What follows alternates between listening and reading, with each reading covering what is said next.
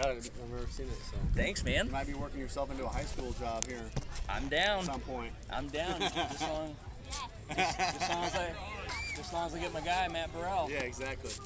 Oh, he's working himself into a job, too. Oh, we're on. We're live. You're live. Okay. You seen these, Jason? Yeah, for the sound. Windsock, yeah. Not too windy today, but yeah. We'll just throw her on for kicks. Jason, you know my wife, Jessica? Hi, I'm Jason. So you know Jennifer. I don't know if Lee. Lee's our last name. Yeah, way back in the day. Okay, Actually. nice. Buns. We're huge fans of Brennan Beal. Oh, yeah. Yeah, we're neighbors. Yeah, Yep. And your wife. Yeah, those boys are hanging over there between your son and then Joey's over there a lot. Joey Francis. Our latest Brennan Beal, he texts me and Jessica footage of him leg pressing 1,000 pounds. Oh my gosh. And Brennan? he took it It off is the rack. and he goes like this. It was light. It was a prank. He doesn't even like. It was a prank. No, he had 1,000 pounds. Oh, on was? there. Actually? Oh, okay. But he He barely not went. actually Oh, okay. utilizing He was the doing calf muscles. presses. Yeah. Okay, here we go. We're actually. All right, Elijah Deerdorf at the plate here. He'll take one high. Deerdorf, your team leader in batting average, 440. Fell behind Colton Hibbing for on-base percent leader by 200ths earlier today. Now the third baseman is taking his sweet time to throw over from third. Little does the third baseman know that might be a future state champion in the 100-meter dash. But nevertheless, Ames falls victim to good third base play again. And Deerdorf is out at first. This is Lucas Dressler, and he is going to poke one at the second baseman.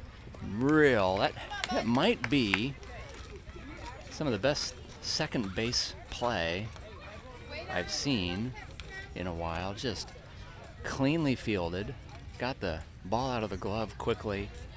Nice zippy throw to first, but Dressler out on back-to-back groundouts in the infield. So this is Colton Hibbing up to bat. He'll take one low. He is team leader in walks with 22 this year. Also comes in today second best batting average, 414. Looks at one right down the middle. Hibbing, your team leader in on-base percent, 571. His tally mark on deck, Graydon Bancroft. Hibbing's going to look at one low there. 2 balls, 1 strike. We do not have the same home plate umpire, I don't think. And Hibbing's going to hit one high to right field. That is right at the right fielder who is able to collect that one. So a quick top of the first for the Storm, and we'll go to the bottom after a 3-minute first inning.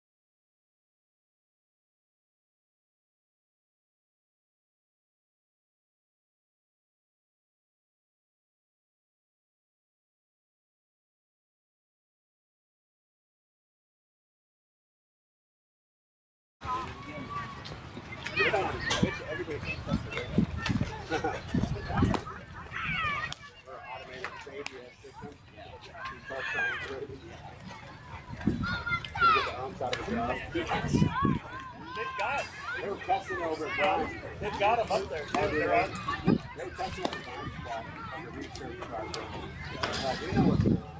They've been putting them up on. They got them up in 1 feet, and all, I mean, a bunch of the fields here was putting them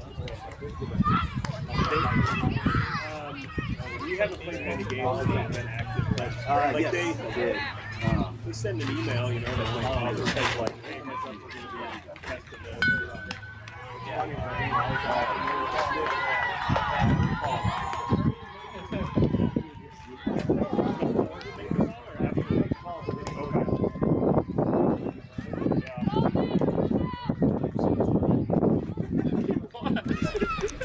Okay, so here we go, bottom of the first. So I umpired as young.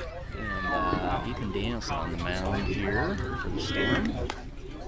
Then I graduated. I still continue to work.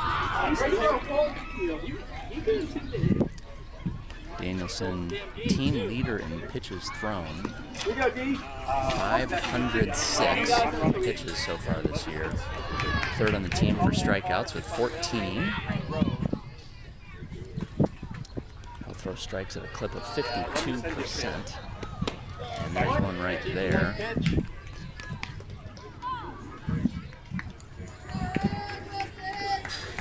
%, good for third best on the team. Ball high. Danielson was also your team leader in defensive outs that last game, securing 5 of the 18. There is a pop fly. Franzen is going to come in from second to try to grab it and is unsuccessful at grabbing it.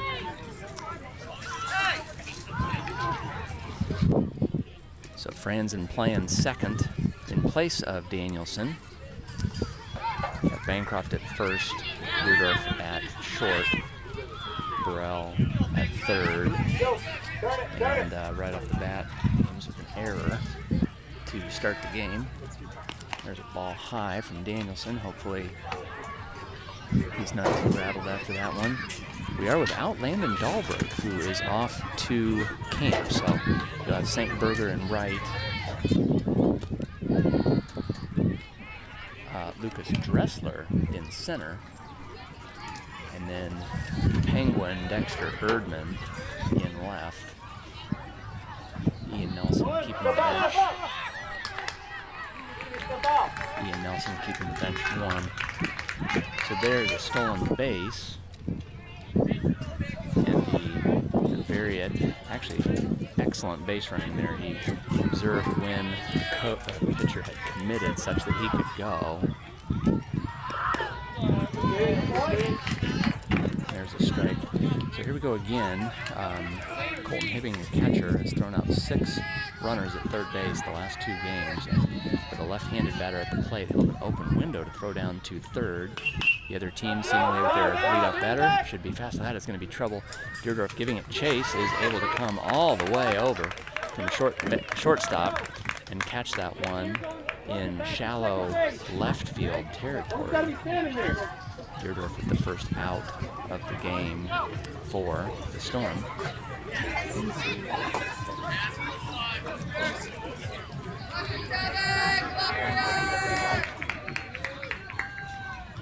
So Franzen not used to playing second base, being coached up here by Dahlberg and Deerdorf to try and hold the base runner accountable. There's a strike right down the middle by Danielson.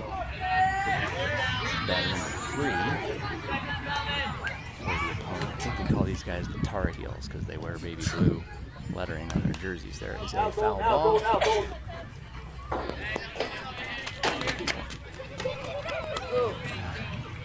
That one came right to me. I was not able to secure it though, however. So 2 strikes on the batter here. Danielson looking for a strikeout. We're going to have a runner go. Ball is going to get past Hibbing.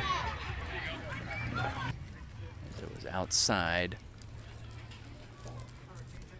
If anything comes to you like that, get it, okay? All right.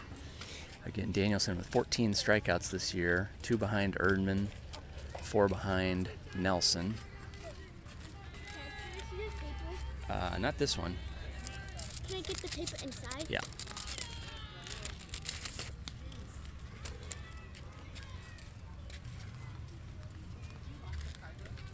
I think she did.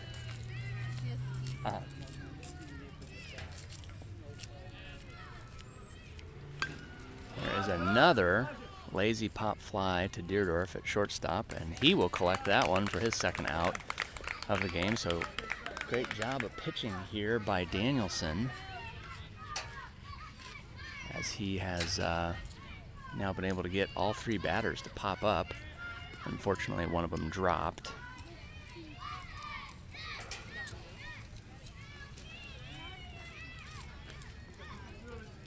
So this will be batter number 4 for the Tar Heels. And there's another pop fly. This time it's foul. That one's going to land in the opposing field. Crew Hibbing on commission for $1 per foul ball goes to try and chase that one down. So we're in the bottom of the first. Ames again the visitors here. For the loser, their season is over. And we got 2 strikes on the batter here. Danielson working on strikeout number 15.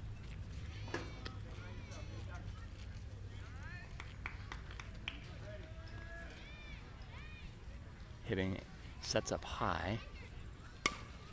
There's a well-hit ball to Deerdorf, who's going to try and get all 3 outs this inning, and there's a beautiful throw to first. He does. All 3 outs by Elijah Deerdorf, that frame. And we'll have a quick meeting from the coach here that we'll try to get some video of.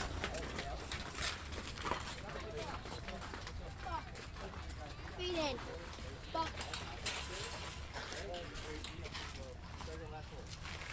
Had 3 easy outs, and we made it look a lot harder than we do because you got 2 or 3 guys saying they're watching, hoping someone else runs to get it. Okay?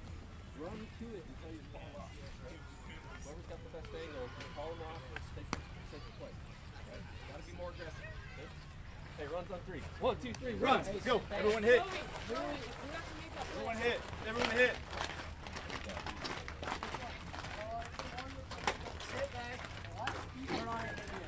Hey, front of the ball.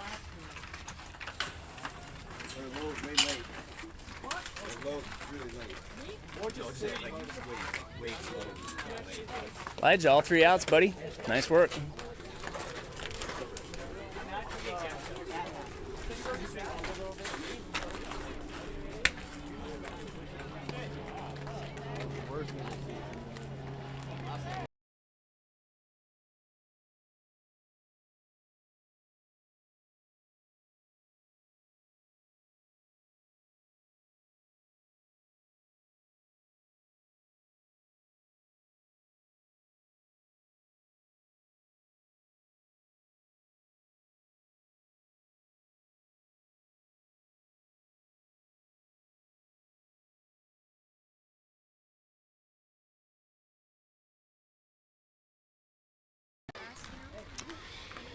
Okay, here we go. Top of the second, the highly unusual 0-0 pitchers battle.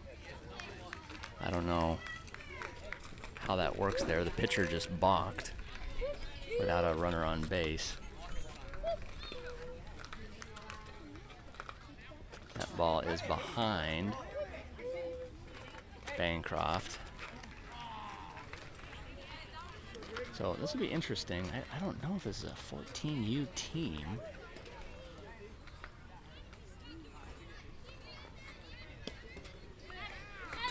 Yeah, I think they are. There's a strike right down the middle to Bancroft. It's a dangerous spot for the Storm. They have had 6 hours off and may have a little bit of overconfidence here per se. All the boys are up on the fence, teasing Bancroft because of how slow the pitches are.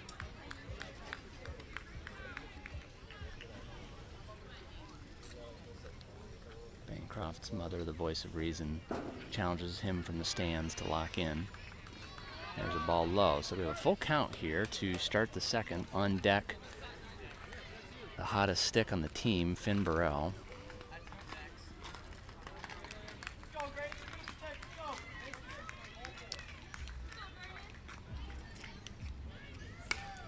Bancroft is going to pop up to shortstop there. Up in the box, looking for your spot. So this will bring up Finn Burrell again, hottest bat on the team. Finn's improved his batting average all the way to .410. His on base percentage, third best on the team, but most notably the 36 runs batted in for Finn Burrell. He looks at a ball outside there. Burrell third on the team in stolen bases with 15, so we'd love to get him aboard. Dexter Erdman on deck. Burrell sees ball number 2. Always tough for the pitcher, that first lefty they face.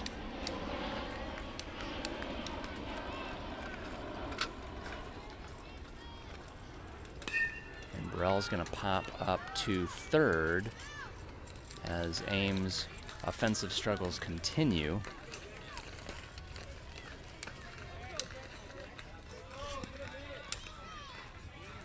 This will be Dexter Erdman.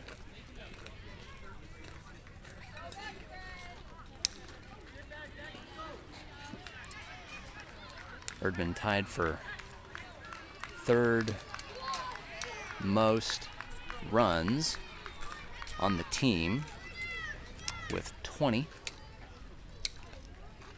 Second most walks on the team with 17. And Erdman quickly behind in the count. No balls, 2 strikes. There goes Crew Hibbing on a race with another.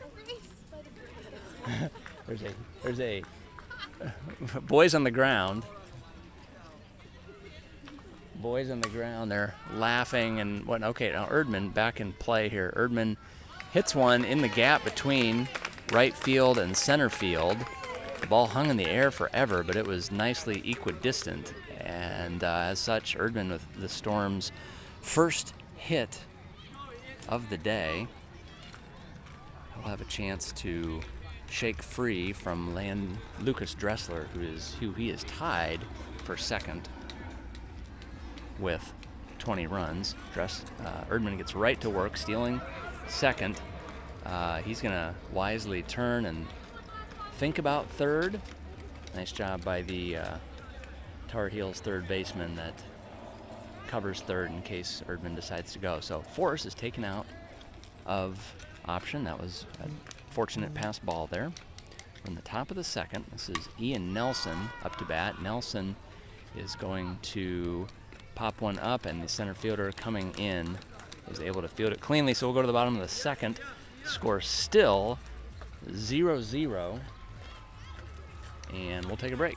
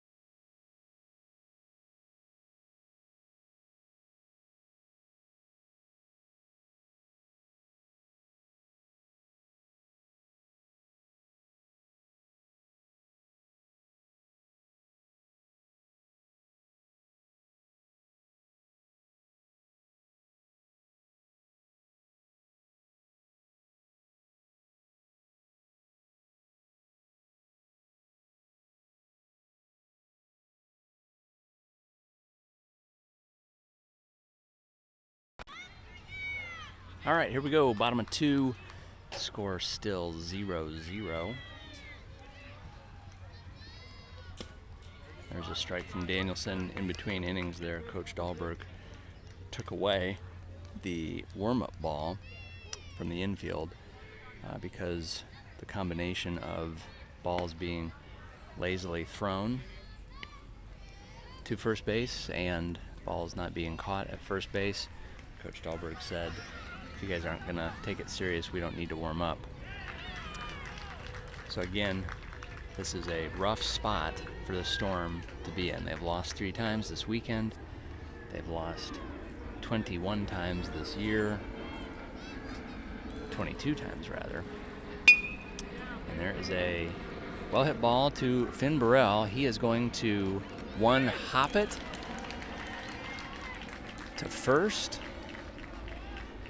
and consistent with what Coach Dahlberg saw, the throw is a one-hopper to Bancroft, and Bancroft cannot field it clean, and the base runner, who for the second straight inning should be out, is aboard for the opposition.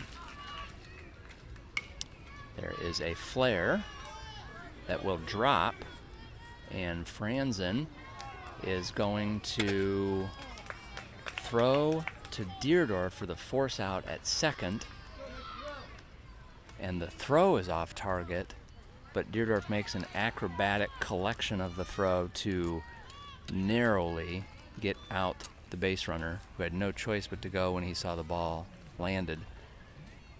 Meanwhile, the batter arrives at first, safe, and we've got ourselves a fairly sloppy game here. I don't know if sloppy is the right word as much as it is just low energy. That would be the correct term. A very low energy game thus far. Danielson's pitching well. Good velocity. Seems to be able to deliver a strike when he wants to. Let's review your defense here. Burrell at third. Deerdorf at short. Already with 3 outs today. Franzen at second with your 4th out. There is a pop fly to Hibbing. He is going to be able to get that one. Hibbing, discovered by Coach Dahlberg this year at catcher, has excelled tremendously. 6 putouts at third base the last 2 games, and 3 for 3 his last foul balls in play. So Storm quickly with 2 outs. There's a ball high. If Ames wins, they'll play at 8 a.m. tomorrow. A loss and the season is over. There's a well-hit ball right at Dressler in center. And we'll go to the third. Score still 0-0.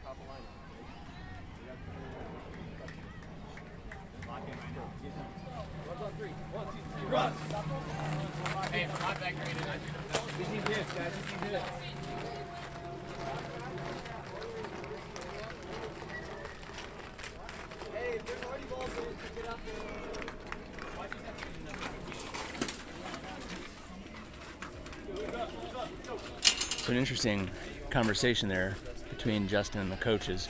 He was encouraging them to move up in the box just because of how slow the pitcher is. And the pushback from Erdman was that if you move up in the box, then the ball comes in at your chest. And so, which is a very, very valid point. So to which Dahlberg just said, "You got to figure it out then." So right on cue, Berger pops it up.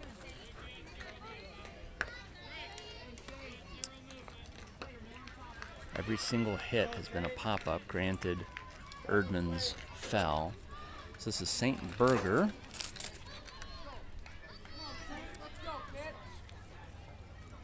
He has improved his batting average this weekend. Looks at a ball high there.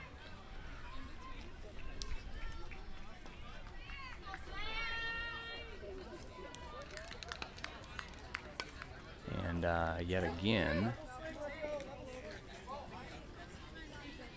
that one has popped up. I've heard on some podcasts before, they say one of the challenges of baseball between ages 14 and 18 is that the variance in pitch speed can range between 50 and 80 miles an hour. And it's just hard to stay in rhythm and whatnot. I would venture to guess that for our boys, there's a first hit on the ground. That's not true. Deerdorf hit one on the ground too.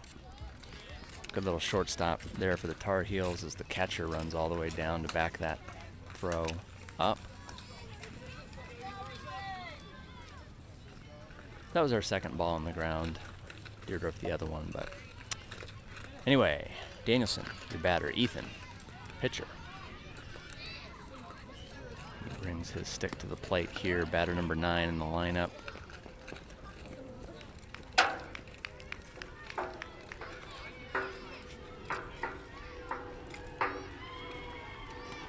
There's a ball high.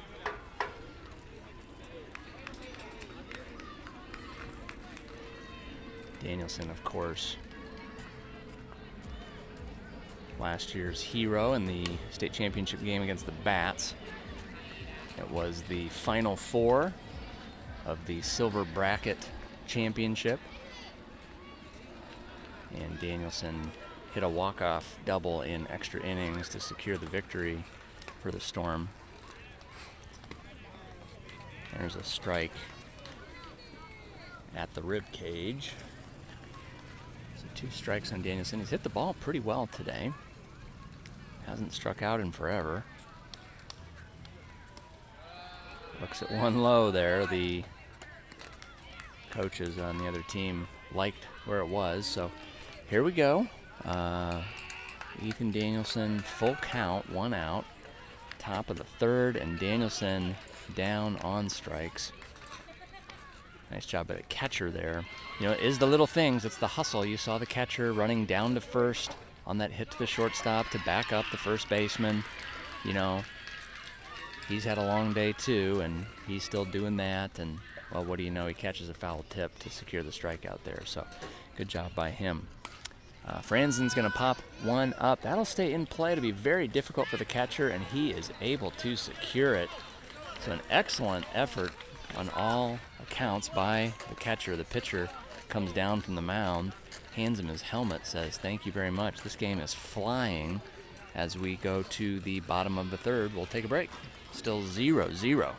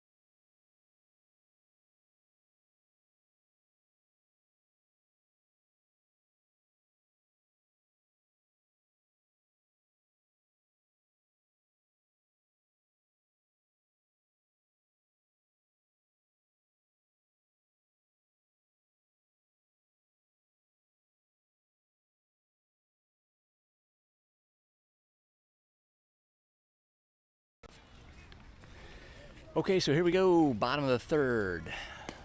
Score still 0-0. No changes to the defense. Burrell on third, Deerdorf at short, who has 3 outs today. I take it back. Dressler in at second. There is a strike to start for Danielson. Nice job of framing there by hitting the catcher. Bancroft at first. Franzen moves over to left, forcing Erdman to move over to center, and Berger still in right. So yes, some defensive changes there. Your outs thus far.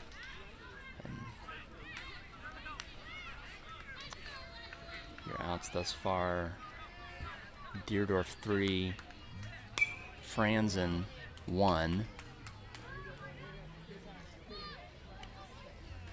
Go, Drew, go. Hibbing 1. I'm trying to remember where our other out came from.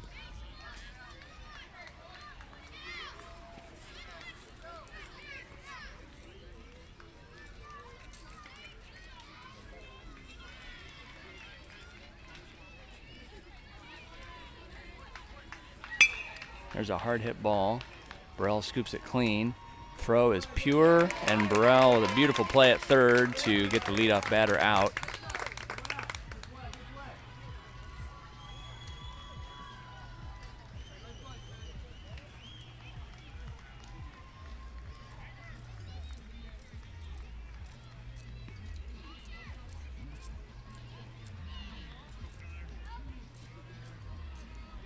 So here we go, batter number 2 of the inning. That ball is swung on and missed.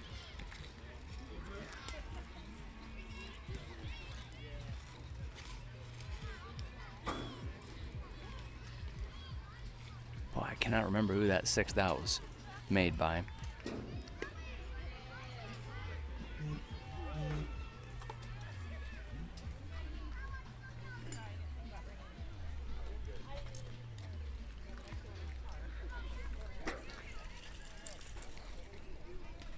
Ball high.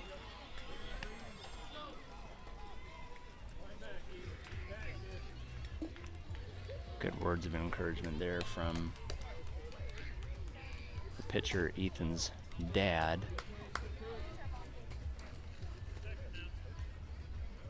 Encourages him to attack, kid, attack.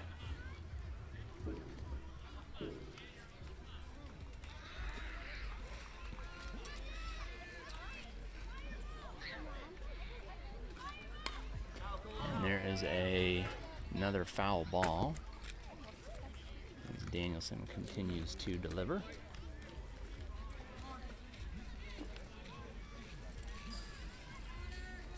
So in the bottom of the third, 0-0, Ames the visitors. There is another swing and miss, a good little at bat here by number 50 on the Tar Heels.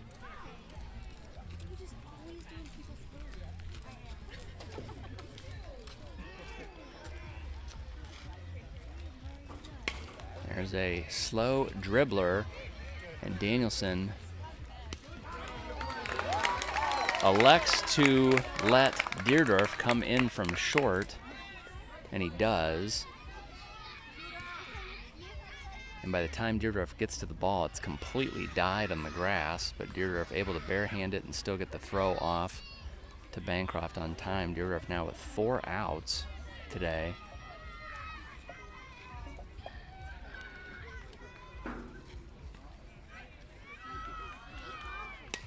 There's a ball off the end of the bat. Not a lot of electricity in the ballpark.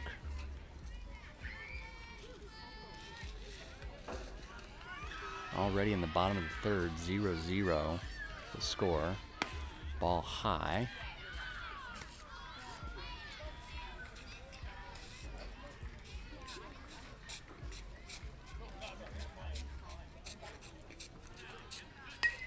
And there's a pop fly. That'll go out of play.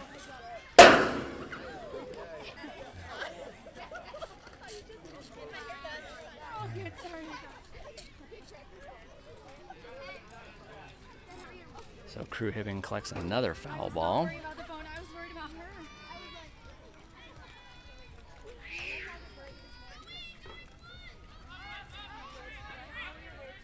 There's a ball low.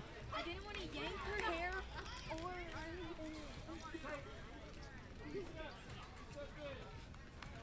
Good job there by Coach Dahlberg, telling our right fielder to take some steps in. There's a ball inside.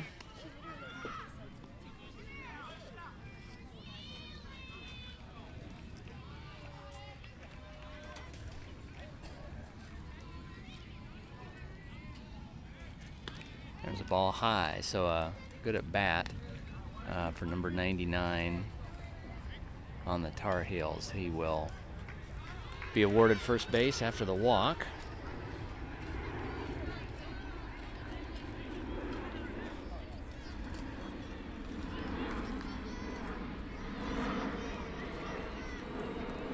Sun Country flies a plane in. There's another foul ball as Colton Hibbing go through, go. goes to track it down, and Hibbing is going to lose that battle too. It's the second foul ball he's lost today to a member of the other team. There's a ball hit right at Danielson. He fields it cleanly, goes over to first, and we are out of the third with yet again no runs scored. Hey, you guys off the order. Go, boys. Hey, learn to get mistake. Learn your mistake. Come on. Make an adjustment. Let's go.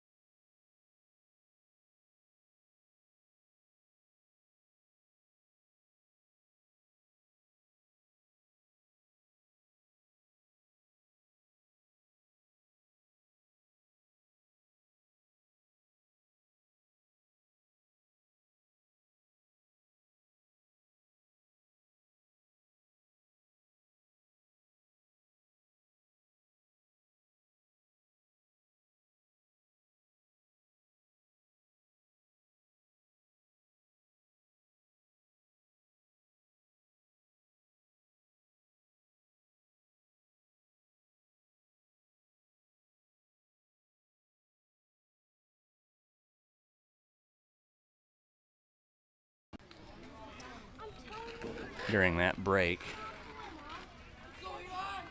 we went over and figured out who scored that extra out in the second inning. It was Dressler. So Deerdorf, that's just a almost impossible pitch to hit as it comes in at the chest, lands at the belly button. There's a ball outside.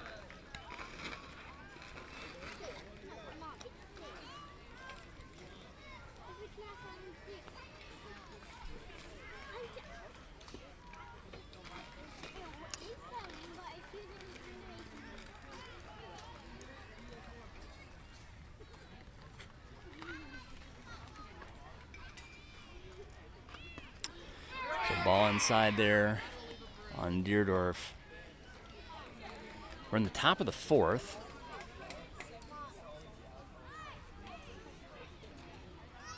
Deerdorf, your team leader with batting average, comes into today batting .440. He hits one hard right at the second baseman. Can they get him out again? This time they don't. Deerdorf with the wheels is able to get on board. And now we should see some electricity.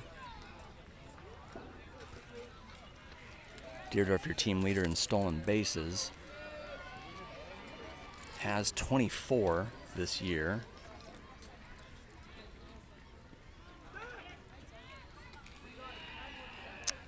Coach Deerdorf has turned into arguably the best first base coach at yelling, "Get back," and does just there. Deerdorf wastes no time trying to steal.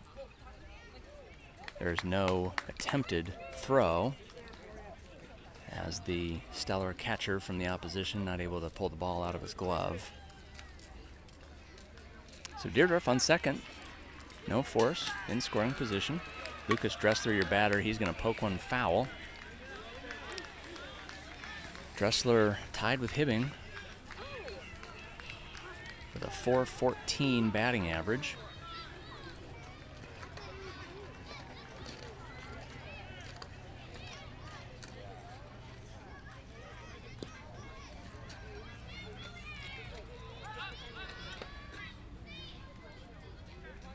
Fantastic addition from Grinnell. Looks at one high. Pitching a struggle for all teams at this stage in the tournament. All kinds of rules on how many innings they can pitch, how many pitches they can throw. And there's a ball low and away to Dressler. So 3 balls, 1 strike.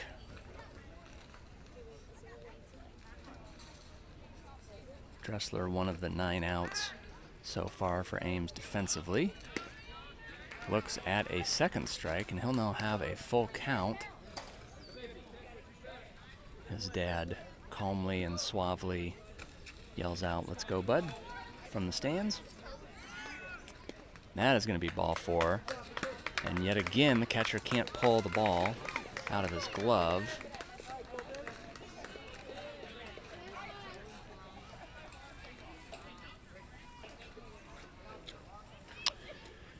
And there will be a meeting on the mound, possibly a pitching change.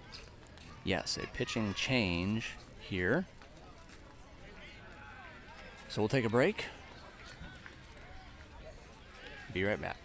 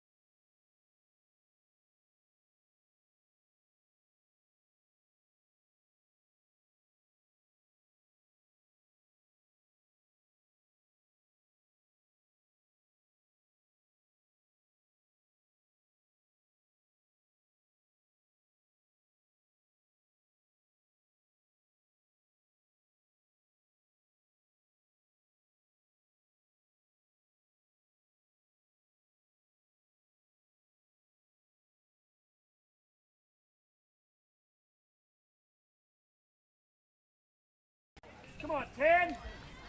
All right, so here we go. Colton Hibbing at the plate, tied for second on the team in batting average with a .414. Runners on the corner, those being Deerdorf. Oh, and Deerdorf is going to score the first run of the game as the throwdown from catcher sails over the third baseman's head. Meanwhile, Dressler does advance to second. I think there's a conversation potentially about Hibbing maybe being in the way. I didn't see, nor do I have replay capability. So Ames on the board first in the top of the 4th. Can't remember the last time it's taken us to the 4th inning to get a run recorded. And Hibbing's going to pop up to first base.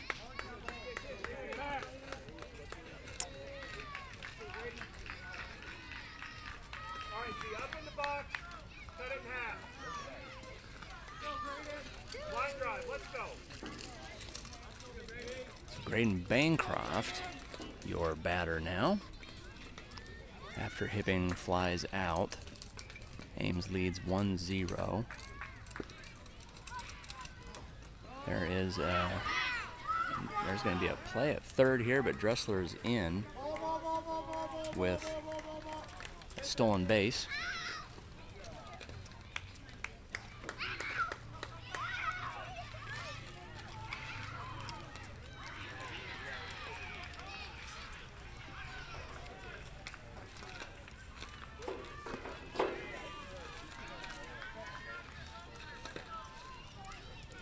So Graydon Bancroft, team leader in home runs last year with 10. Only put one over the fence today. That would go over the fence, except it was foul.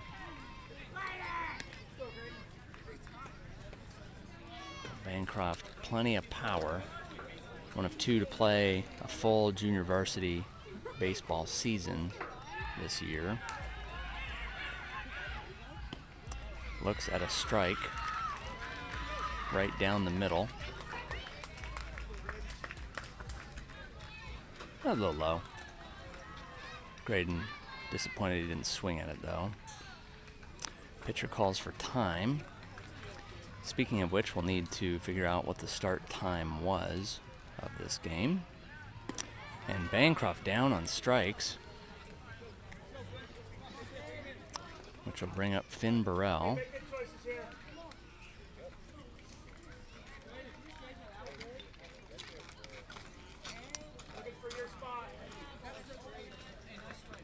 So Burrell flew out earlier. And that one's lifted high to right. It's going to be in the sun, but the right fielder is able to collect it. So Ames gets a run courtesy of Elijah Deerdorf beating out an infield single, then stealing second, third, and home. Leads 1-0, and to the bottom of the fourth we go. We'll take a break.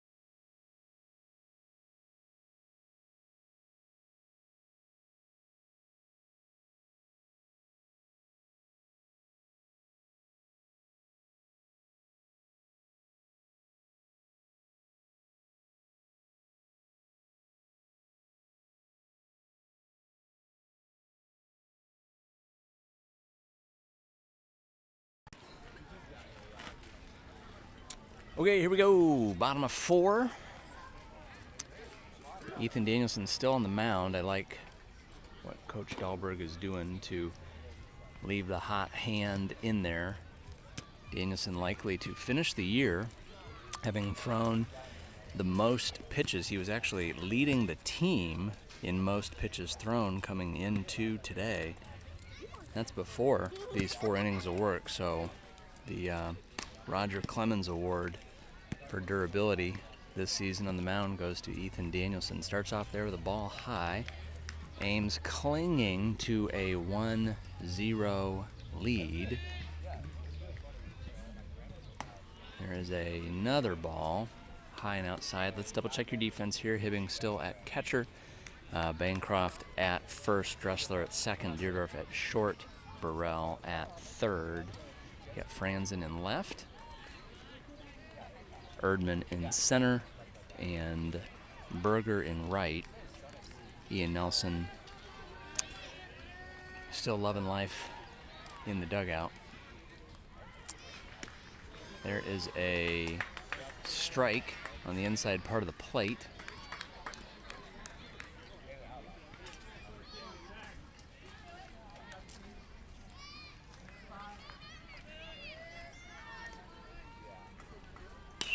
And there's a ball hit to center. Erdman giving it chase, is able to secure it for his first out of the day. Nice job, Dexter.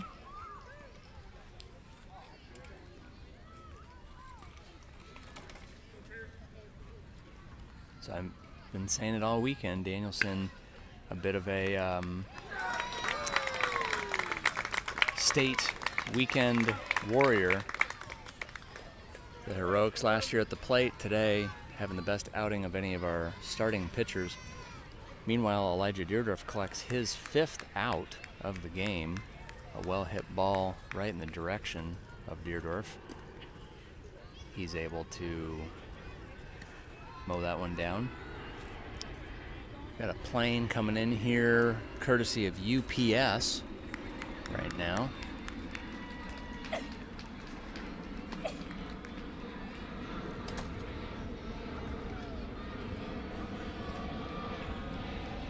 Maybe UPS is just the advertisement on the plane.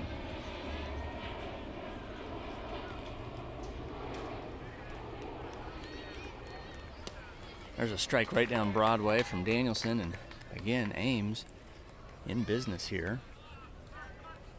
Looking to maintain the shutout.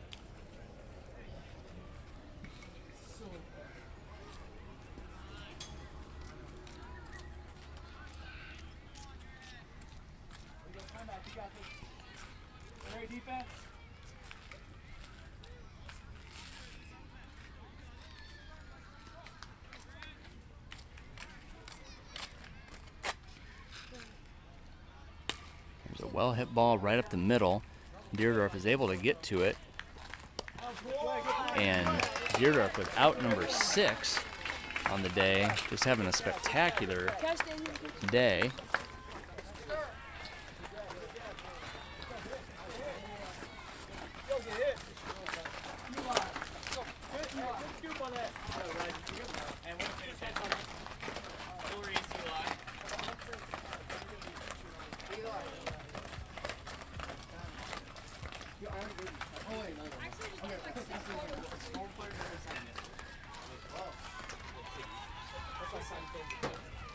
What are you seeing? Yeah, wait, load late. Right?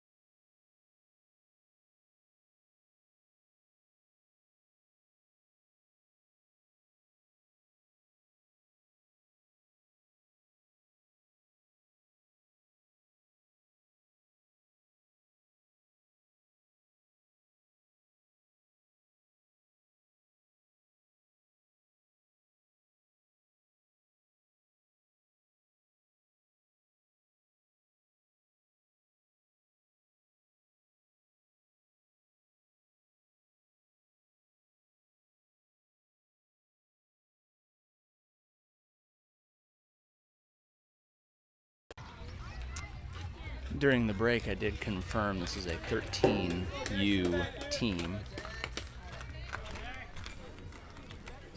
So it would be a little teeny tiny bit of embarrassment to lose to a bunch of 13-year-olds. Granted, they're pretty sound.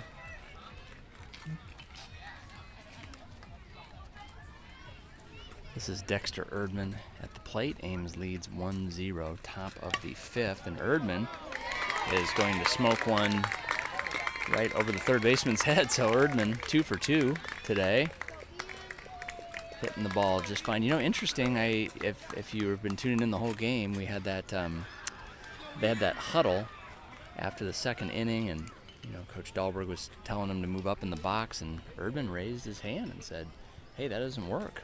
You know, it comes in at the chest then." And so Erdman locked in today, interacting with Coach in the huddles, and 2 for 2, and having himself a good Sunday night.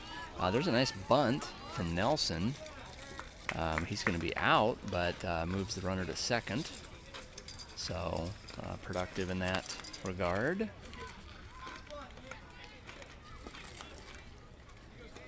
So one down. Here is St. Berger.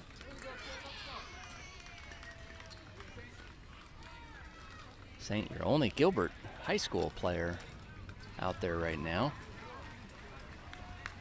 Landon Dahlberg took off for a week-long camp.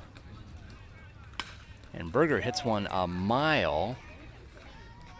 That is going to bounce off the glove of the second baseman. I'm sorry, of the center fielder. I mean, for a while there, I thought that one might leave the ballpark. It winds up just bouncing out of the glove of the center fielder. So great job by St. Berger to get the party started.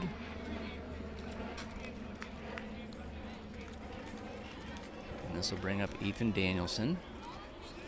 Party started the wrong phrase. Erdman had a nice hit right before him, but the first extra base hit of the day is what I'm trying to say belongs to St.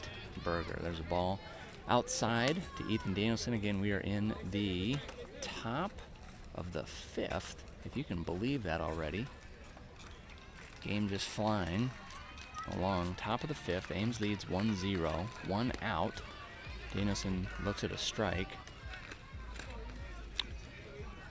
If Ames can hang on to win, they would play at 8 a.m. tomorrow.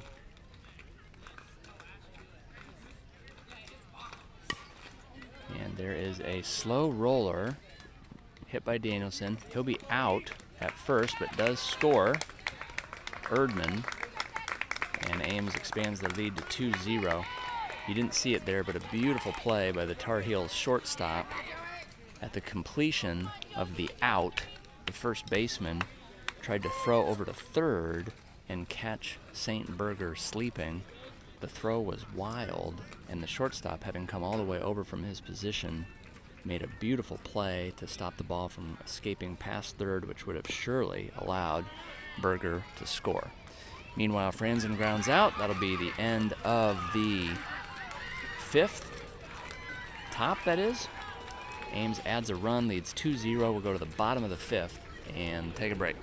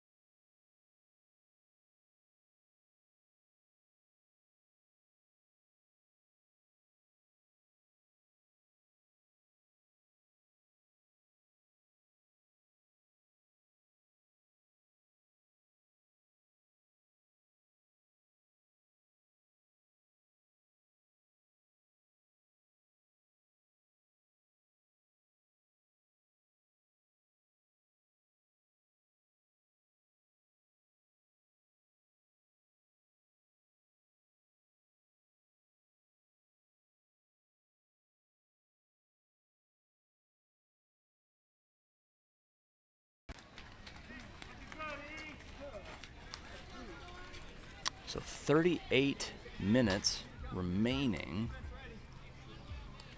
means we have played 62, meaning the game started at 3:46. So I believe 5:26 would be we have 37 minutes to go. That would put us at 5:36 when the game should be over.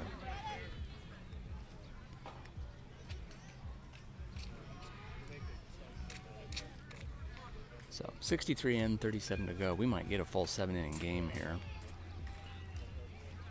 Ethan Danielson continuing to throw Iron Man pitches. Burrell at third, Deerdorf at short. Deerdorf with half the outs today. And there, folks, finally, an infielder charging the ball to make the significantly easier catch in the air as opposed to waiting for the ball to get to them and bounce based on the spin, etc. So nice play by Lucas Dressler there at second base to field a soft line drive. Danielson continues his dominant day on the mound. Bancroft at first, Franzen in left, Erdman the Penguin waddling back and forth in center, Berger in right, Nelson nursing his arm in the dugout. Ball inside. Velocity from Danielson still looks good here in the fifth. Again, he came into today the only pitcher to have thrown over 500 pitches this year. And that one is going to get past Danielson, past Deerdorf, and wind up in the glove of Erdman in center field, and the Tar Heels have their base runner aboard. So Ames leads 2-0 in the bottom of the fifth, one out. Tar Heels with a runner on. Big swing and a miss there.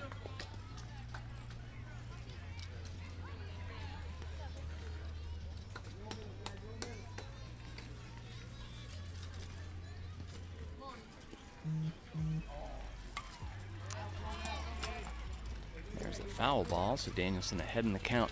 For as great of a day as Danielson's having,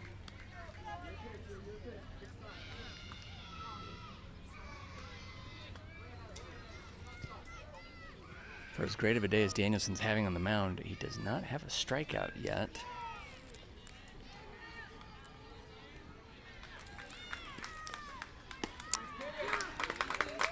See what I did there? See what I did? That's called the reverse jinx, folks.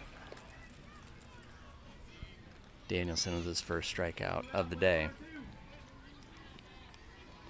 Number 15 on the year. He's one behind Erdman. Everybody chasing Ian Nelson, who has 18. There is a dribbler, which Danielson will just chase down, throw out, and voila, we go to the sixth inning. Ames leads 2-0. Everyone hit. Everyone hit. Where we at? Hey, Joey, back. Yeah. Top wheel, let's go. Everyone hit. Hey, Eli. Let's go. I've never seen What's the highest viewer count? Now that we do the new it's like called Mevo, What's that? where we can like press buttons on an iPad and it shows different camera angles. We don't get to see the viewers. But I did just tell everybody you're probably going to end the season with the strikeout belt.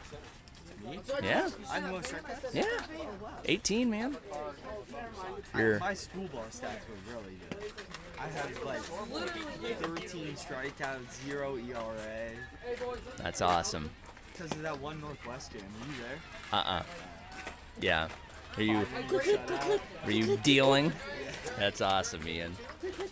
Yeah, man, you got 18. So I don't know. I think so. It feels like you pitched more last year. You're at 499 pitches this year. Danielson was at 506 before today. Oh. Yeah. Yeah. All right, Colton, let's go, buddy. Excuse me.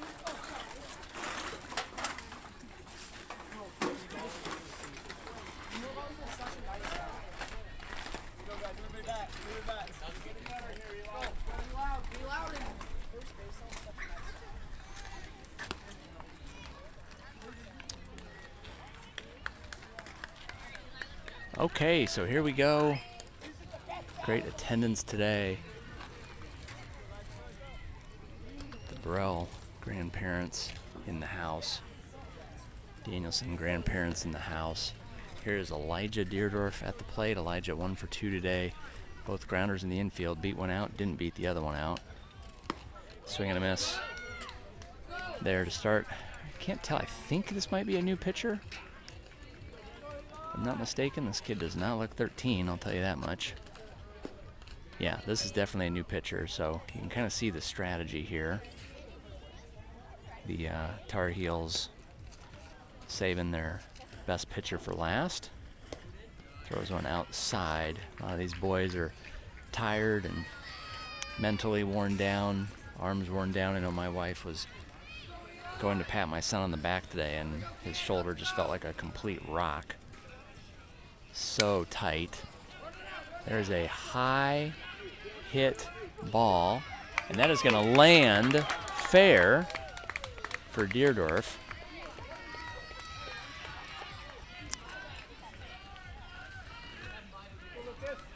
That is a really unusual hit. It hung in the air for about 4, maybe 5 seconds, or as the kids would say, 6, maybe 7. And it just was not collected and never blew foul. So great job by Elijah, 2 for 3, team leader in batting average. He'll look for another stolen base here soon. Lucas Dressler at the plate.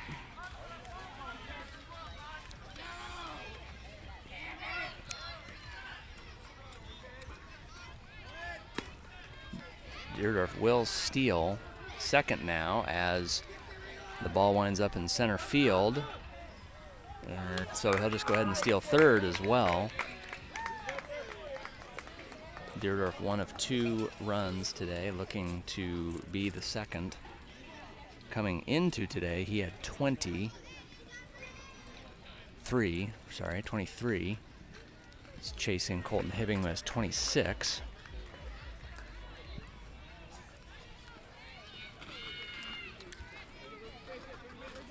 Deerdorf to 24 now, working on 25. Which would put him 1 off of Hibbing. Dressler, swing and a miss there.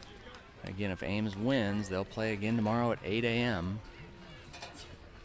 Quite the quagmire for parents, you know. They'd love to see their kids win and go home not upset.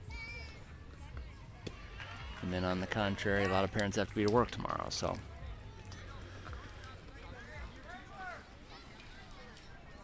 Dressler having a good at bat here. Boy, what would we have done without Lucas Dressler this year? Of course, I say that, and he strikes out on a filthy changeup. Compares notes with Hibbing. Dressler, though, 414 batting average. Solid defensively, solid at pitcher. Just a great season for him, great addition. So Hibbing, now your batter. Steps into the box. Using a different bat. Takes one low and outside. These boys have about $5,000 worth of bats that they take turns using. Hibbing looks at a strike just on the outside part of the plate. So 1 ball, 1 strike, 1 out. Top of the 6th. There's a ball in the dirt. Tough for these batters. I mean, they've been seeing just slow, slow, slow, slow.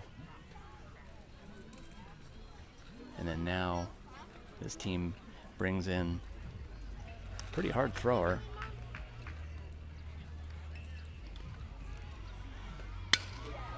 Hibbing slaps one foul right at Deerdorf.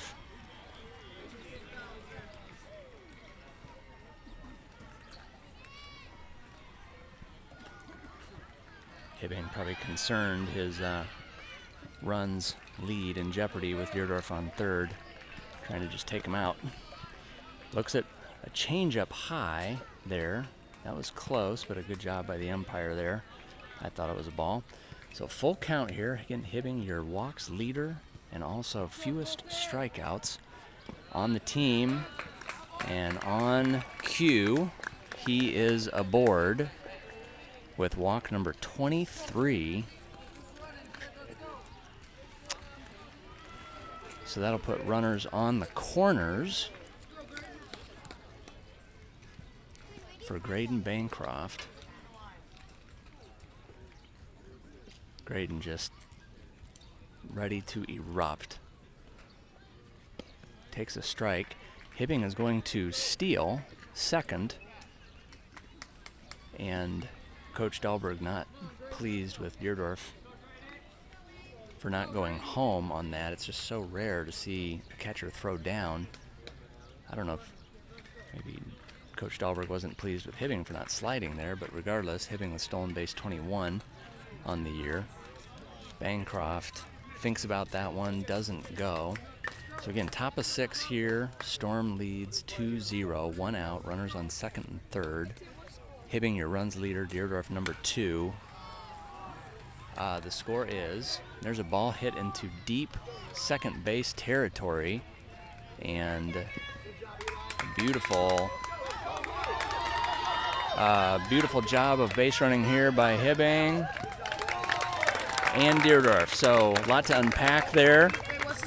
So here's what just happened.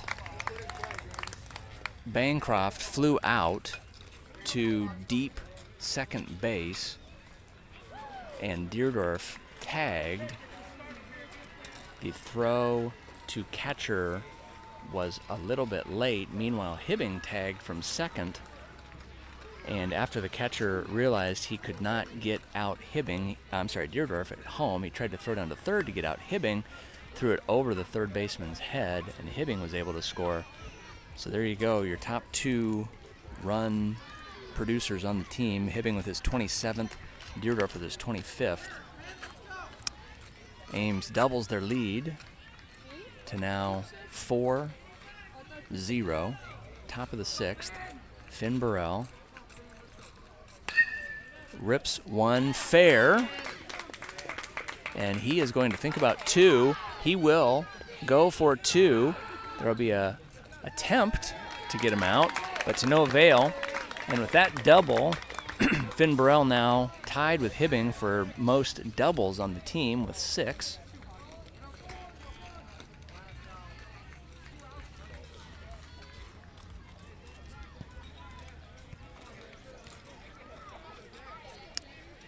So Burrell most doubles, most homers, most RBIs. The score is 4-0 in the top of the 6th. Ames leads. Yep.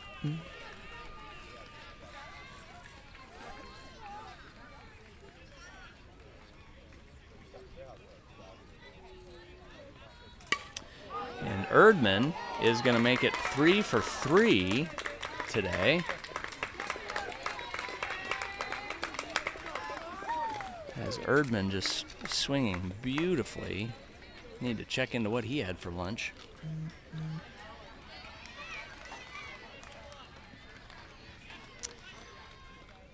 This is Ian Nelson, your batter.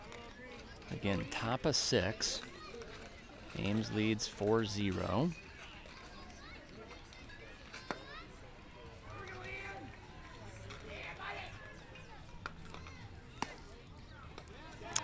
There will be, oh, and a beautiful play by the Tar Heels there. Erdman tried to steal second. The catcher for the Tar Heels threw down. The shortstop intercepted the short throw, zipped it right back home, and they tagged the sliding Burrell. And inning, top of the 6th rather, is over. But Ames gets 2 more, leads 4-0. We'll go to the bottom of the 6th, take a break.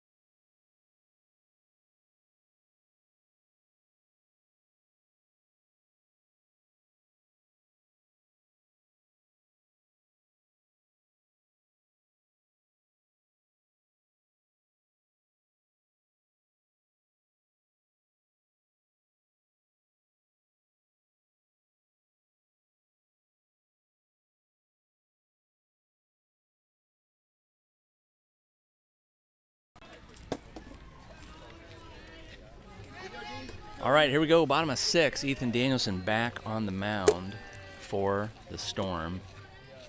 Danielson just pitching a gem. Is going to hit that one foul.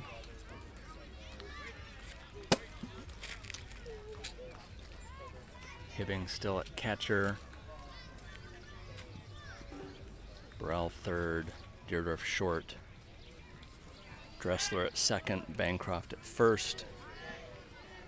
Berger in right, Erdman in center, Franzen in left. That ball inside.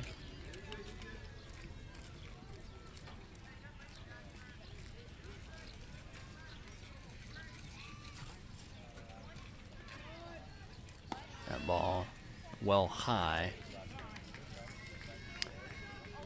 Coach is starting to look at their pitch counts and determine a plan B here. There's ball low. So 3 balls, 1 strike. Bottom of the 6th. Ames leads 4-0. Deerdorf with 2 of the 4 runs. Also 6 of the 15 outs. Dexter Erdman 3 for 3 today at the plate. And there's a 5-pitch walk administered by Danielson.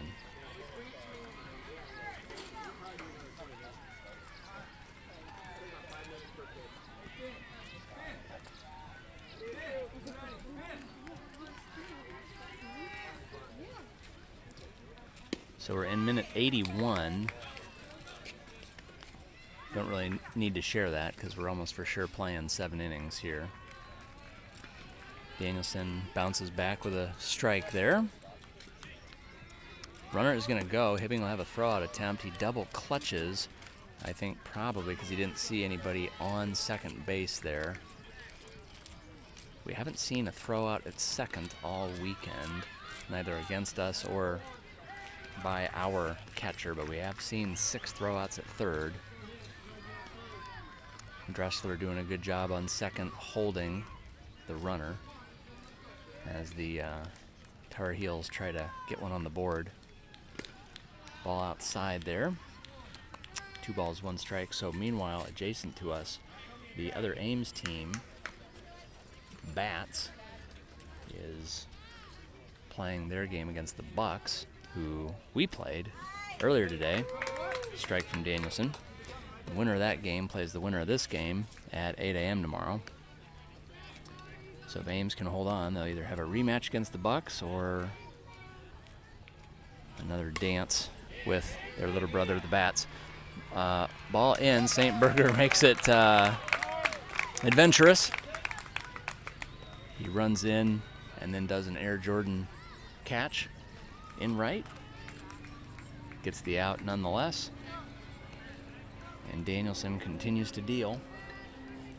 Very hard for a pitcher to maintain, this level of dominance this long. Typically teams figure you out by a certain point. I'd be surprised to see this batter putting down the bunt just to get his guy over to third when there's already 1 out. Typically you would do that if there's no outs, because then even if the bunter gets out, you've got a runner on first who you can sacrifice in. Not to mention, when you're down 4 with 2 innings to go, I think you need every base runner you can get. So a little surprised to see bunt attempts here. If he tries to bunt again, it could be interesting, as Burrell would charge from third and Deerdorf would race to cover third. Deerdorf, one of the fastest 8th graders in Iowa. He'd be in a foot race with the base runner. There's a ball high and outside hitting. That's where he was lining up at.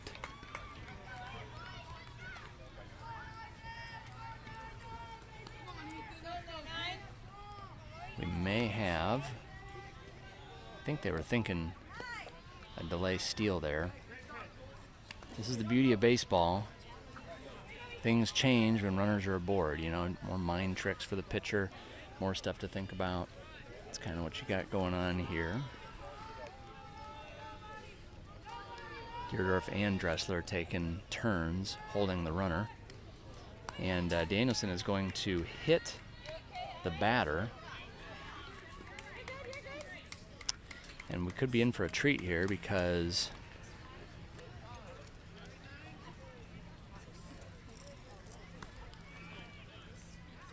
I was just going to say we could be in for a treat.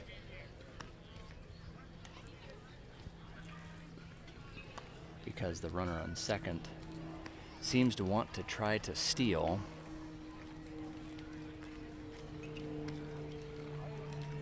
Hibbing with 6 throwouts. Hibbing and Burrell, I should say, have combined for 6 throwouts at third this weekend. Danielson, a warrior, 506 pitches going into today. That total is going to be up close to 600. We'll take a break.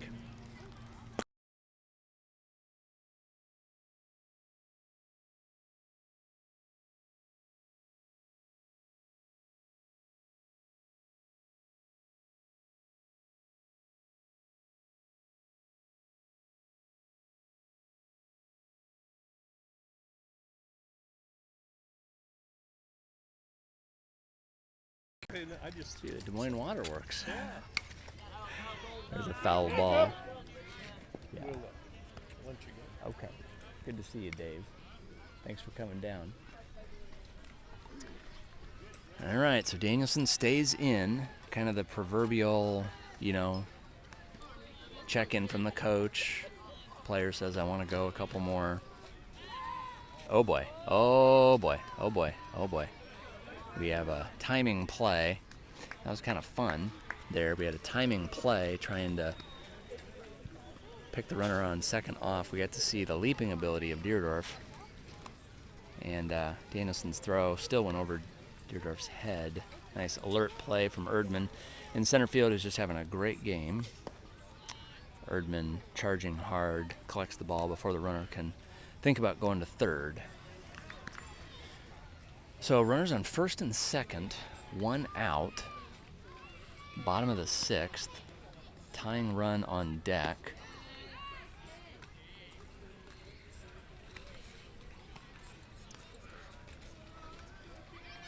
Little teeny tiny bit of nerve setting in here for the Storm. They have lost by 1, 2, and 4 runs this weekend. 1, 2, and 4. A lot of close games. They just haven't been able to quite close out. You got to think here, you know, if Danielson can't do the complete 7 innings, you know, who do you look to? I mean, Nelson should be available. He's been on the bench the whole time. There's a beautiful hit right through shortstop and third.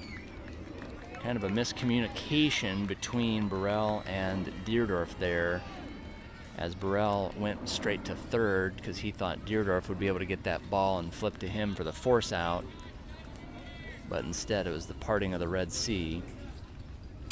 So you have bases loaded, 1 out, tying run at the plate.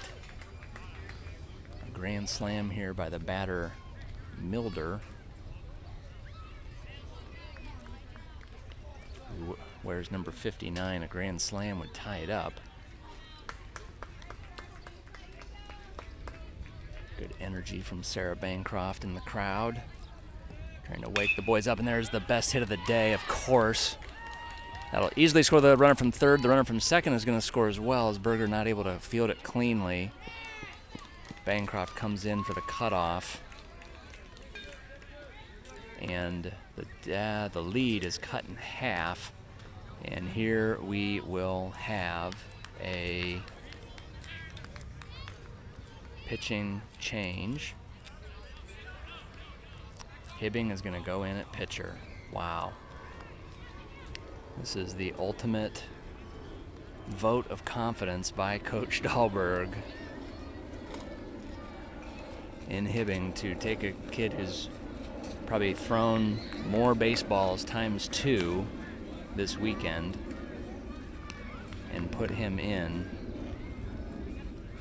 to try and get the save. This will be interesting. His shoulder pretty darn tight. Getting coached up by Deerdorf in the dugout right now. I am a little surprised that Dahlberg doesn't go to Nelson or back to Erdman or back to Bancroft. But Hibbing does have the lowest ERA on the team. So on paper, this makes sense. We'll take a break. Be right back.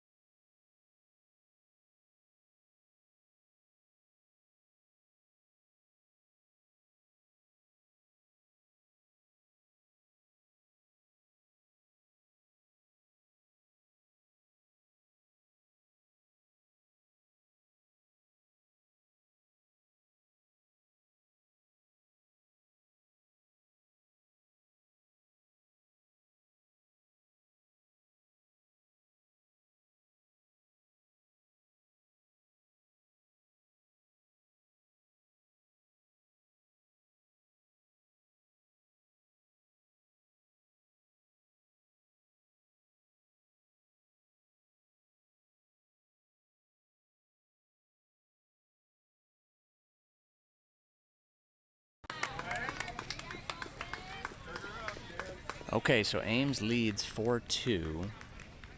Bottom of the 6th. Runners on first and second. we're in minute 92 here, 8 minutes to go.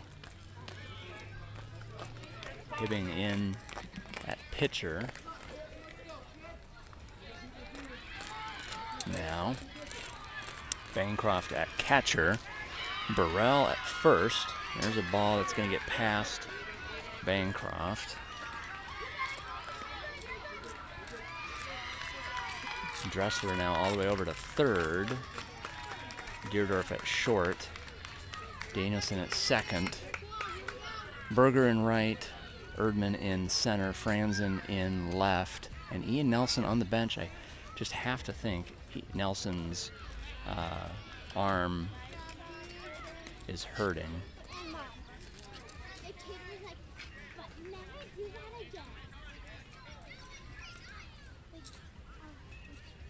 So Ames leads 4-2. Runners on second and third. One out. Bottom of the sixth. And that is a 5-pitch walk administered. So, again, I just don't know all the... Bottom of six. I don't know all the details here. It seems like there'd be fresher arms available. But we only have 7 minutes left. So we need to get 2 outs in 7 minutes. Bases loaded. Good leg kick from Hibbing. Look good, look good! Bottom of 6. Bases loaded, 1 out. Ames leads 4-2. Another good leg kick. In for a strike there is Hibbing.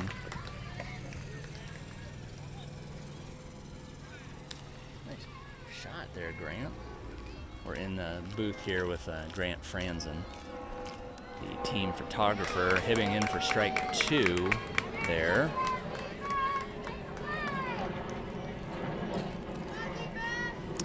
Hibbing 8 strikeouts in 222 pitches. Coming into today, we're going to have a pickoff attempt at third. I do not say this as a father, I say this as a commentator. The arm revolutions on Hibbing over 200 this weekend. And there is a curveball, just misses outside. That's the right pitch when you're ahead in the count, 2-1.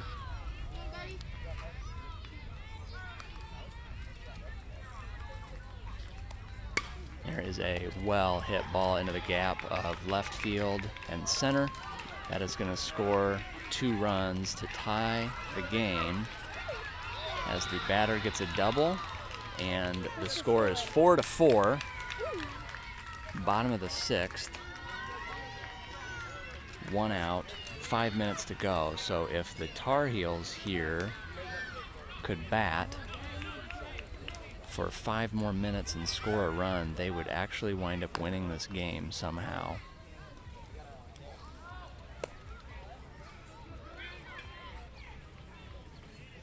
A sac fly in play. Ball high there. First base is open, so a walk, not the end of the world here for the Storm. Coach Deerdorf worked with Hibbing a lot in basketball, has a good relationship with him, yells out from the dugout, "Come on, gotta have it." And there just may not be any gas left in that arm. Bancroft calls time. I'm not so sure this is prudent because of the fact we have 4 minutes until time limit.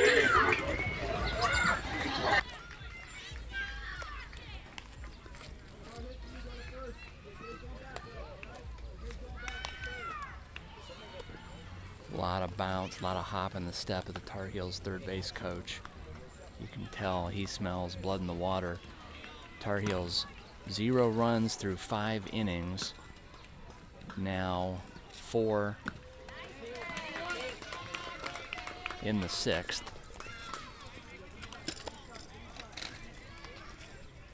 Those will all go on Danielson's ledger, but Hibbing now has allowed a couple of base runners himself.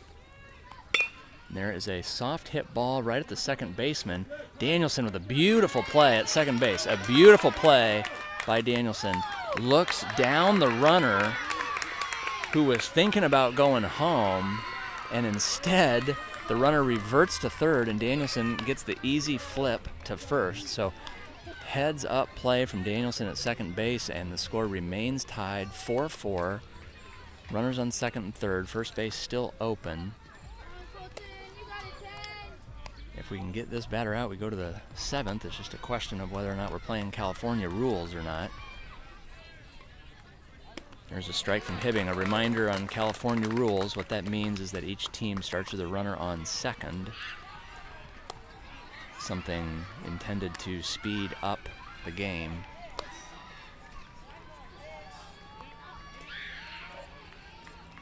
And there is a beautiful hit that Deerdorf is able to catch it short. Deerdorf with 7 defensive outs today, and it is 4-4 after 6. Hibbing gets Ames out of the inning, and we'll see what Coach Dahlberg has to say here.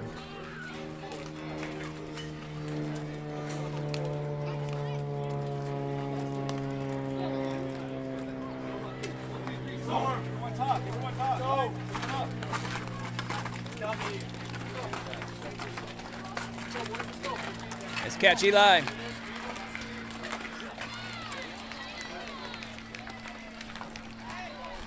So we got a good one here, 4-4, and we'll play a 7th. Take a break, be right back.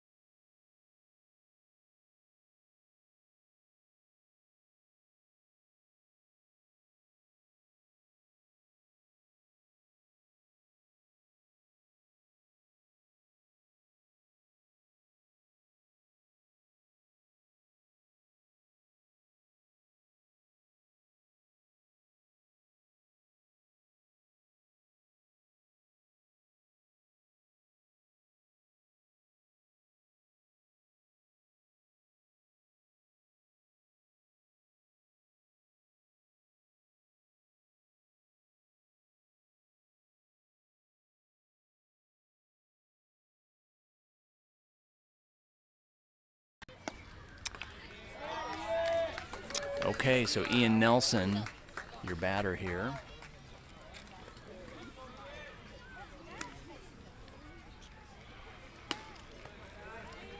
Top of the 7th, a very rare occurrence that a game gets to 7 innings. We did just hit the 100-minute mark, but it almost doesn't matter because this might even be the last game of the day, potentially.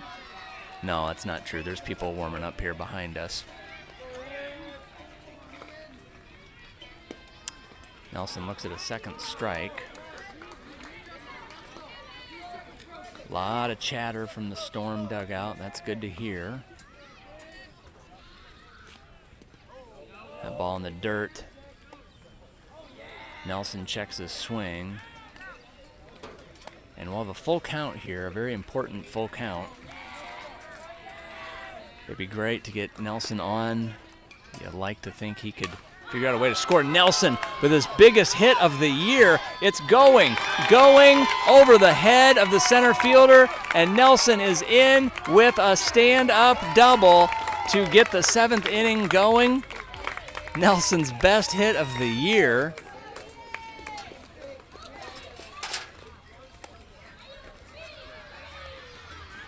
And the best part about it all is it jazzes up the Storm dugout.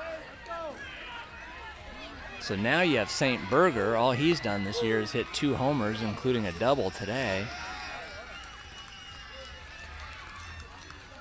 And Berger wants it bad, swings at a high one there. He wants it bad. 4-4, top of the 7th, nobody out. Ball outside there to Berger. Tons of pep in Ian Nelson's step as he barreled that one. Nelson with plenty of wheels, capable of getting home. If a ball's hit to the outfield, Nelson's father could have wrestled Division I college. Berger looks at a strike there. A lot of chatter from the Storm dugout. Good energy. We finally got some electricity in the ballpark. There's a ball low to Berger.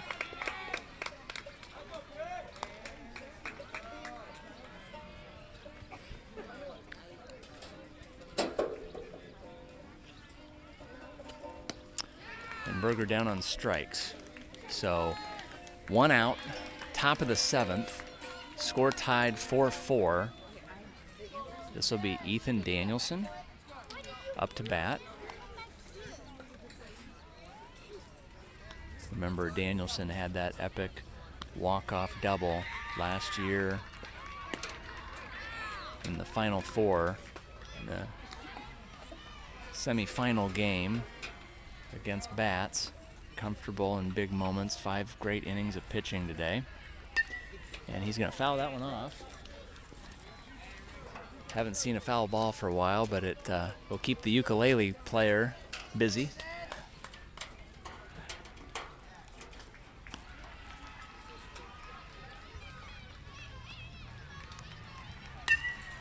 Danielson fouls that one off.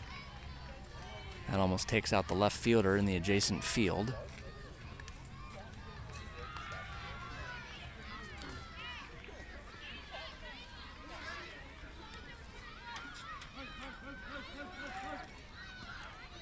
There's a ball low. Nice work by the catcher to keep that ball in front of him. Ames this weekend has lost by 1 run, 2 runs, and 4 runs. And yet another close one here. And Danielson is going to pop out to the first baseman. Good base running there by Nelson to get back. So it comes down to Joey Franzen. Hey, Dad. Yes. Is it next point wins? Not quite. How much points do we need to get to win? It's 4-4. The score's 4-4. If Ames scores, the Tar Heels, the other team, they get to bat last. Okay, but if you score, what happens? Nothing happens. If we score, we just keep on trying to score as many as we can before we get 3 outs. So, So we have 2 outs right now. Franzen swinging a miss there.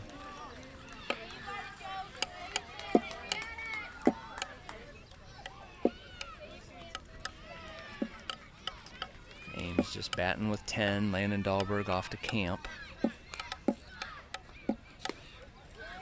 Franzen looks at one come across the plate at his eyes. Lands in the belly section, but called a ball appropriately.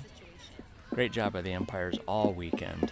And Franzen with a beautiful hit. It's going to bounce off the left fielder. Nelson could have gone. Nelson is going to go. And Joey Franzen with the go-ahead RBI scores Nelson from second base. And Ames leads 5-4 as Elijah Deerdorf points at Franzen and gives him an air fist bump.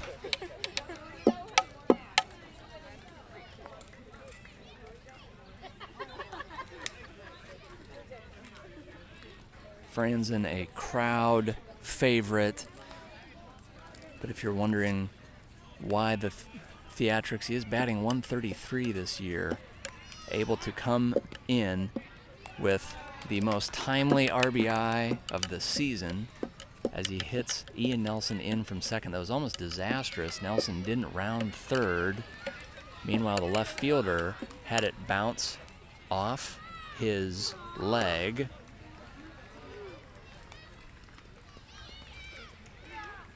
So Franzen on first with 2 outs. Top of the 7th, Ames leads 5-4. Biggest hit of the year for Joey Franzen. Elijah Deerdorf, your team leader in batting average, now at the plate.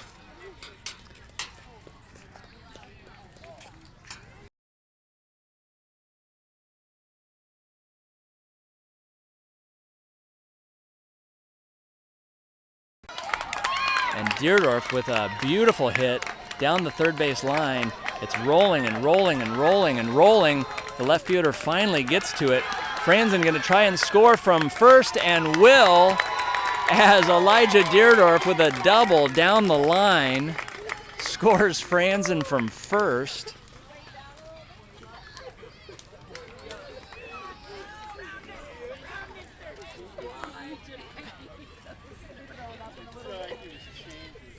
Franzen's joking right now because Joey had a big burrito.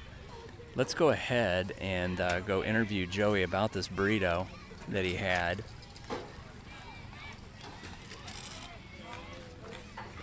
As the Tar Heels prepare for pitcher number 4. Joey, what was in that burrito you had for lunch? Steak. Rice, lettuce. Should you My have mom said she shouldn't get it. Should you have steak, rice, and lettuce burritos more often for lunch? Yeah, I think so.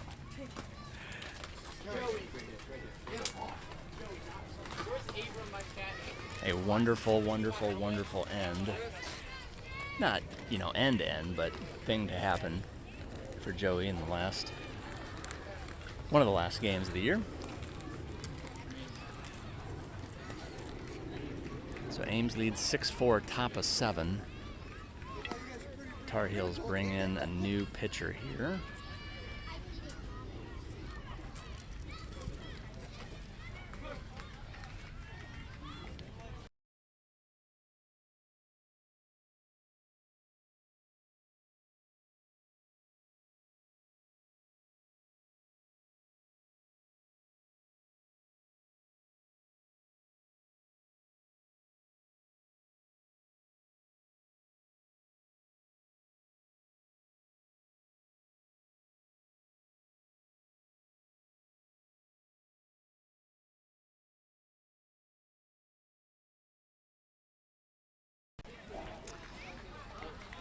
Okay, so here we go, back to action. Top of the 7th, Ames leads 4-2. There are 2 outs.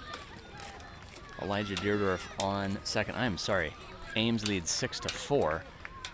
I knew it was some derivative of 2 by which they led, but Ames leads 6-4. Top of the 7th, heroics from Franzen, both scoring Nelson and scoring from first, courtesy of the Elijah Deerdorf double. I don't know what that is going to be called there. You would think it's a balk, except that the Tar Heels are arguing that Dressler did something to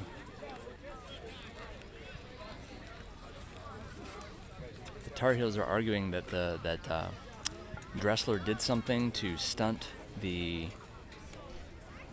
progression of the pitcher. I'm not quite sure what. Gotta hand it to this Tar Heels team. And again, they're not the Tar Heels. I'm just calling them the Tar Heels because I have no idea who they are, and they have light baby blue letters on their jersey like North Carolina. Gotta hand it to them.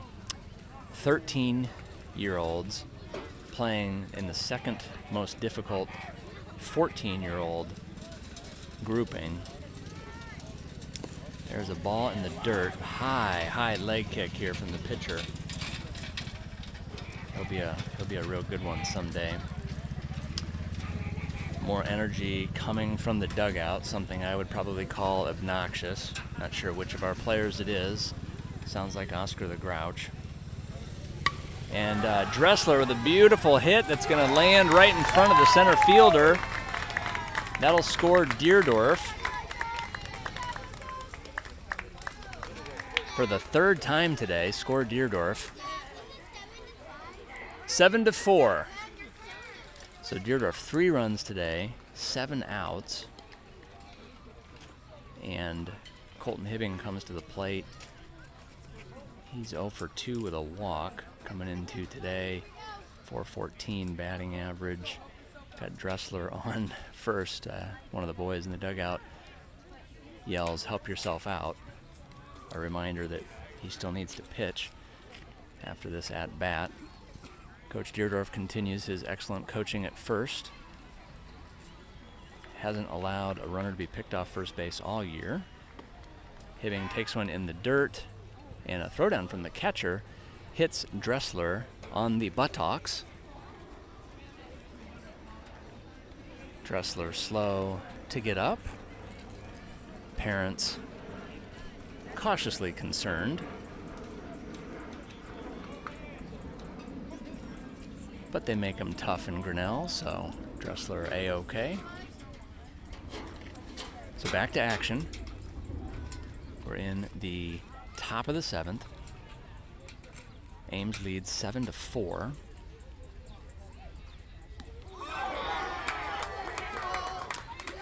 And Hibbing for the third time today is going to be hit by the pitch. Yeah, right.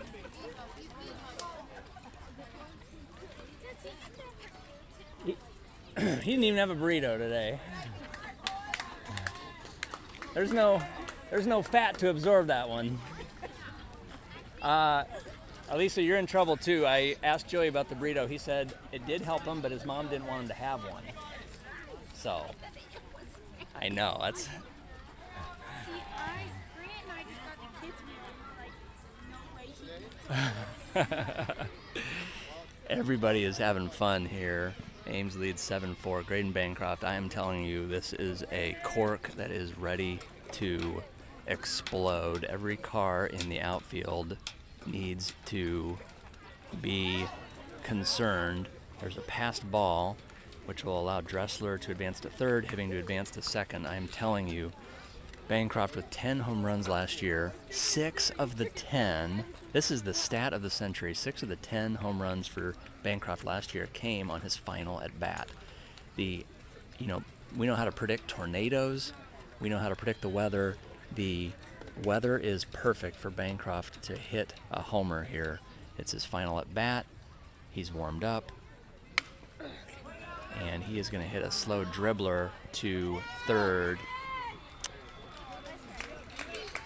It will not wind up in the scorebook, but Hibbing there purposely got in front of the ball to block the view of the third baseman as best he could, but to no avail. Bancroft out on a grounder there. So we will go to the bottom of the 7th. Ames leads 7-4 in what's turned out to be a great game. And in case you like numbers like I do, Ames has, in baseball you can hit for the cycle, which means a single, a double, a triple, a home run. Ames here could score the cycle, meaning lose by 1, lose by 2, win by 3, lose by 4. Granted, if they win, they play at 8 a.m. tomorrow, and we'll hope for a 5-run win and then a 6-run win. In case you're wondering, if Ames wins, they play at 8 tomorrow. If they win that game, they play at noon. And if they win that game, they would play at 2. So Ames could conceivably have 3 games tomorrow, a total of 7 this weekend, should they win this and the next 2. Hibbing back on the mound, first warm-up pitch in for a strike. That's a great sign. Let's check your defense here. Bancroft at catcher, Dressler at third, Deerdorf at short. You're good. You're warm.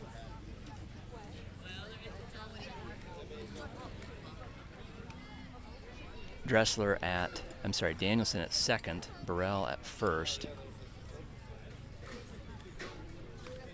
Franzen, the hero, in left. Erdman in center, Berger in right.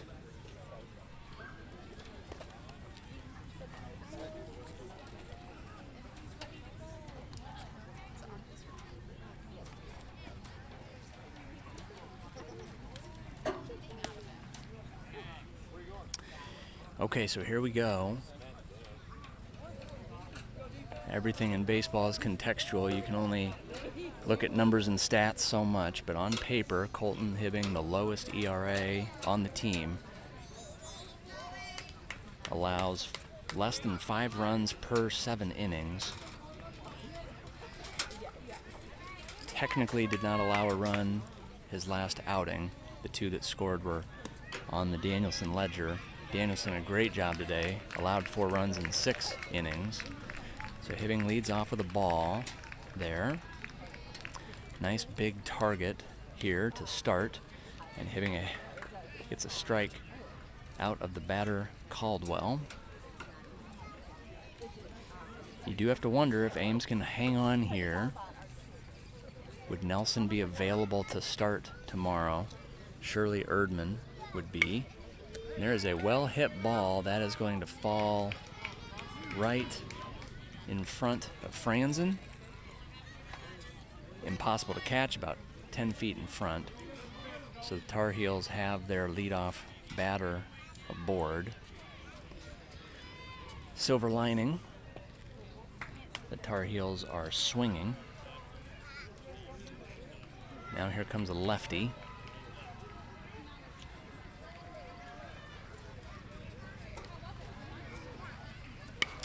And there is another blooper. Oh, but that's going to go right to Deerdorf because all he does is get people out. 8 outs today for Elijah Deerdorf at shortstop. That is a new record for Elijah. 8 defensive outs in one game for Elijah Deerdorf today.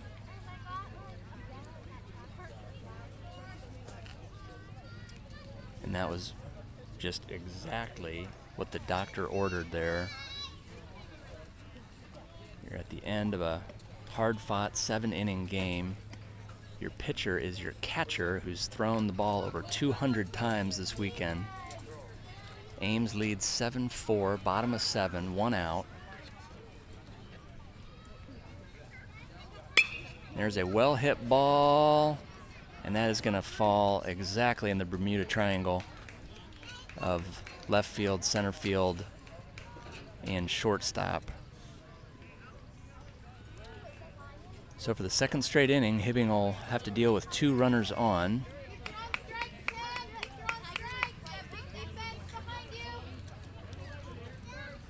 And he'll have to pitch now to a 4'11", 13-year-old. Super small strike zone.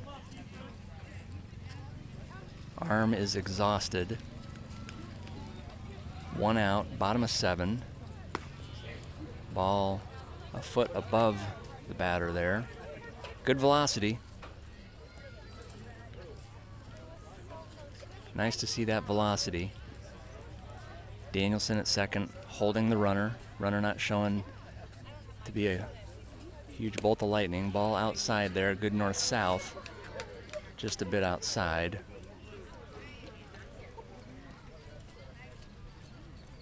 This is the tying run at the plate. And that one misses outside just a little bit. Third base coach gives the signal, likely not to swing. And Hibbing tries a pickoff move at first. That's going to get past Burrell, allows the runners to advance to second and third.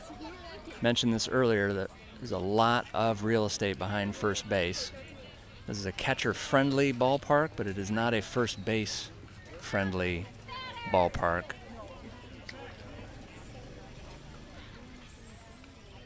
If that first baseman misses the ball, it is going a mile.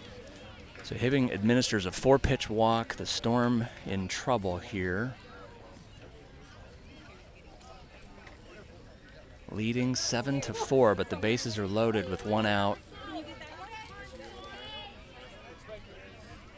And their pitcher here cannot possibly have any fiber left in that shoulder.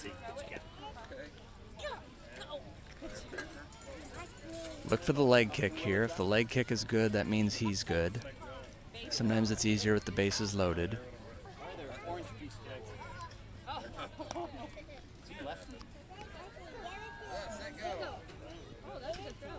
Hibbing with a Patrick Mahomes-like underarm pickoff attempt.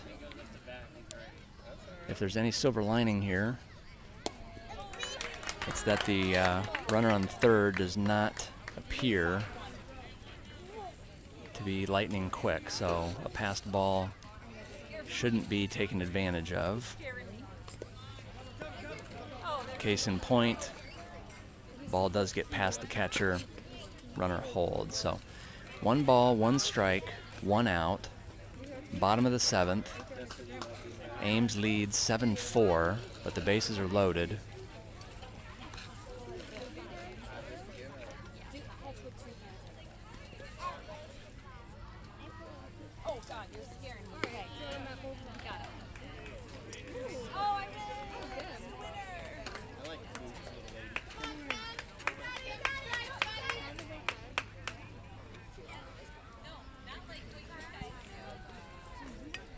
There is a strike thrown.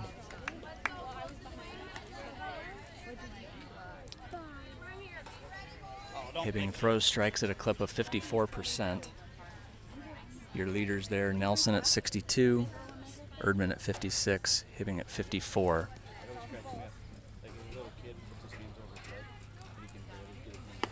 Ball high. Pivotal part of the game. We have a full count right now, 1 out. I think you may have heard me mention this earlier, but last year, Hibbing, where he struggled, he led the team in walks given up with a full count. This year, he's completely flipped the script and has gotten multiple batters out with a full count. Right there, he does it with strikeout number 9 on the year. So 2 outs, bases loaded. There is a foul ball, Hibbing ahead in the count again.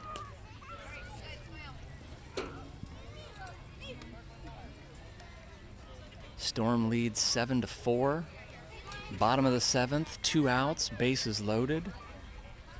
Winner plays at 8 a.m. tomorrow.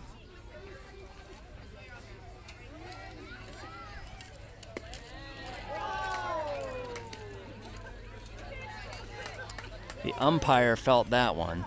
Every single parent in the crowd thought that was a strike. It might have been the right call.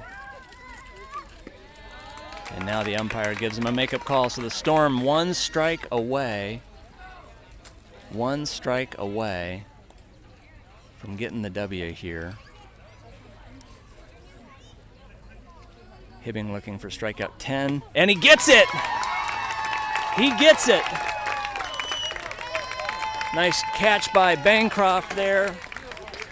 And the Ames wins 7-4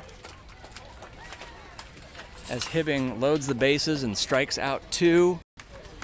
Parents, adjust your work schedules. We will play tomorrow.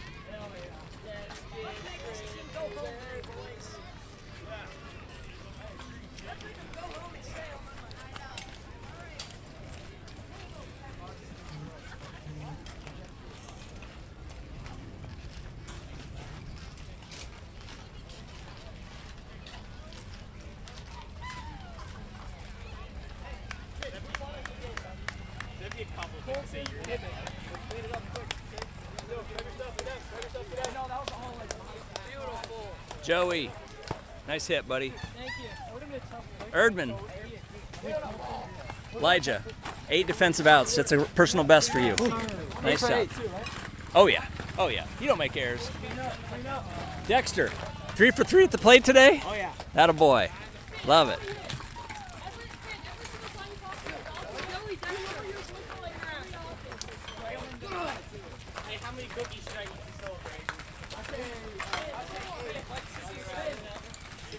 And the Ames boys get their first victory in AAA. How many did they just win by? Oh my gosh. They won by 3. Yeah. So my sports analysis assistant here, Grant Franzen, just reminded me Ames has officially had results for the cycle. They lost by 1, lost by 2, won by 3, lost by 4 today. Nice job, Grant. Nice job. Ethan Danielson, 5 1/3 innings today for an arm that has already seen 506 pitches coming into today. Great job, Iron Man. Nelson, best hit of the year? Yeah. On that field, it might have been gone. That one's like 285. The kid in center was running like I thought it was gone.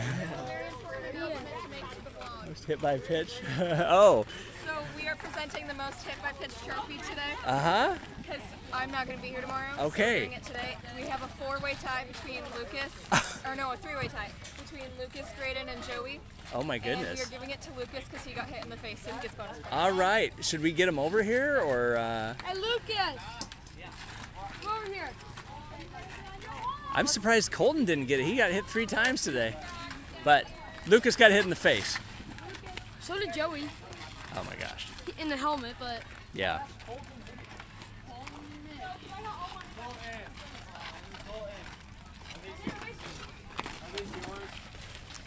Nice job, Coach Deerdorf. We announced